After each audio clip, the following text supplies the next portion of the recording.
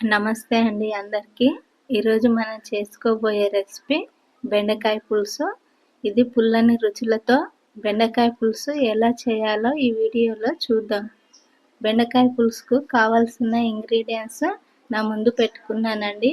బెండకాయ పులుసు ఎలా చేయాలో చూసేద్దాం. స్టవ్ వెలిగించి కడాయిలో మెంతులు జీలకర్రను డ్రైగా వేయించుకొని చల్లారిన తర్వాత పొడి చేసుకొని పక్కన పెట్టుకోవాలండి.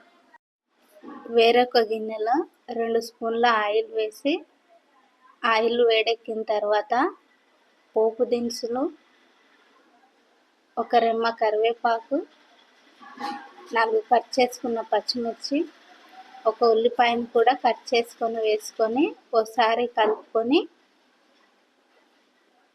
కొద్దిగా ఇంగువ పౌడర్, 1/2 స్పూన్ పసుపు, 1/2 స్పూన్ అల్లం వెల్లుల్లి పేస్ట్ వేసి అల్లం వెల్లుల్లి పచ్చివాసన పోయేంత వరకు వేయించుకొని బెండకాయని ఇలా 4 వైపులా కట్ చేసుకొని వేసుకోవాలి. వేసుకొని ఒకసారి బాగా కలుపుకొని తగినంత చింతపండు రసం, తగినంత వాటర్ వేసి టేస్ట్కి తగినంత ఉప్పు వేసి మూత పెట్టి చారు మరగనివ్వాలి. 5 నిమిషాల తర్వాత మనం ముందుగా దంచి పెట్టుకున్న జీలకర్ర మెంతి పౌడర్ని వేసి 2 స్పూన్ల బేసన్ పిండి తీసుకొని అందులో వాటర్ వేసి కలుపుకొని మరుగుతున్న చారులో వేసి మరో 2 నిమిషాలు మరగనివ్వాలి.